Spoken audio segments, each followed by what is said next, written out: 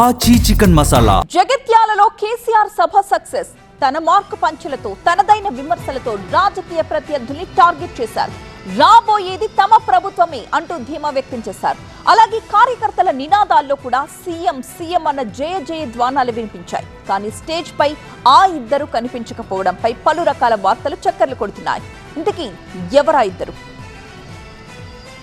మాజీ CM BRS అధినేత కేసీఆర్ సుదీర్ఘ విరామం తర్వాత ప్రజా ఆశీర్వాద సభలో శంఖారావం పూరించారు. కాంగ్రెస్ ప్రభుత్వంపై తనదైన శైలిలో విరుచుకుపడుతూ భవిష్యత్ రాజకీయాలపై కేడర్లో భరోసా నింపే ప్రయత్నం చేశారు.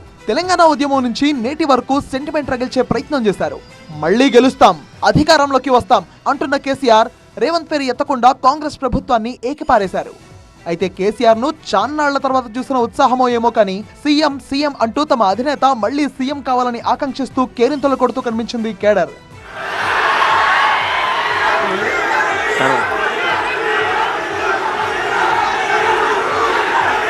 అట్లా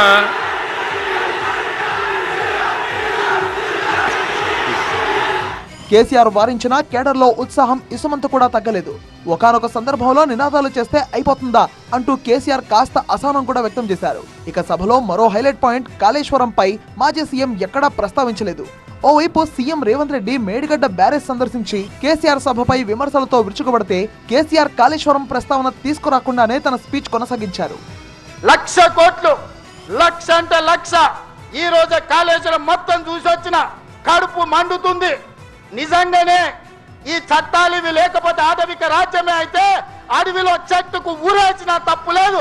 1,00,000 కోట్ల రూపాయలు గోదావరిలో మంట కలిపినందుకు. ఇక కేసీఆర్ ప్రసంగంలో అధికారంలోకి మళ్లీ వస్తామన్న ధీమా స్పష్టంగా కనిపించింది. తాము మళ్లీ అధికారంలోకి రాగానే హైడ్రా వ్యవస్థను మొదటి సంతకంతోనే రద్దు చేస్తామని కేసీఆర్ సంచలన ప్రకటన చేశారు. హైదరాబాద్ లో హైడ్రా, నిజామాబాద్ కూడా తెత్తం బిడ్డ, నిజామాబాద్ లో నిడ్రా, రేపు జగిత్యాలలో కూడా జిడ్రా అంటాడు. ఇక గ్యారంటీగా బీఆర్ఎస్ గవర్నమెంట్ వచ్చేది ఖాయం. మొట్టమొదటి రోజుల్నే ఈ హైడ్రా అంటూని ఎత్తి అవతల వరిస్తామని చెప్పి నేను మనవి చేస్తా ఉన్నాను. తన మరణాన్ని కోరుకుంటున్న ప్రత్యర్థులకు చురకలు వేస్తూ 1000 జన్మలెత్తినా తాను చావనని, ప్రజల దీవెలను ఉన్నంత వరకు తనను ఎవరూ ఏమీ చేయలేరన్నారు.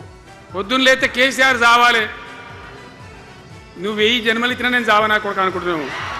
పిల్లి శాపానికి ఉట్టి తెగుతుందా? మరి విధవరు కేసీఆర్ చావాలంటే కేసీఆర్ దత్తడా? సాగునీరు, తాగునీటి నిర్వహణలో కాంగ్రెస్ ప్రభుత్వం పూర్తిగా వైఫల్యమైందని మండిపడ్డారు కేసీఆర్. అయితే ప్రజా ఆశీర్వాద సభలో కేటీఆర్, హరీష్ రావు లేకపోవడంపై భిన్నాభిప్రాయాలు వ్యక్తమవుతున్నాయి. కేసీఆర్ ఏ సభ పెట్టినా హరీష్ రావు తప్పక ఉండాల్సిందే. బహుశా హరీష్ రావు లేని సభ ఇదే కావచ్చు. అయితే హరీష్ రావు సభకు రాకపోవడానికి కారణం అర్జెంట్ గా ఢిల్లీకి వెళ్లాల్సి రావడమే అంటున్నారు బీఆర్ఎస్ నేతలు. అయితే హరీష్ రావు ఒక్కరే ఢిల్లీకి వెళ్లారా, కేటీఆర్ కూడా కలిసి వెళ్లారా అన్నదానిపై స్పష్టత లేదు. కానీ కేసీఆర్ ఆదేశాలతోనే ఇద్దరు వెళ్లినట్టుగా గులాబీ నేతలు చెప్తున్నారు. మొత్తానికి జగిత్యాల సభలో పాత కేసీఆర్ ను మళ్లీ చూశామంటూ ఆనందం వ్యక్తం చేశారు బీఆర్ఎస్ నేతలు.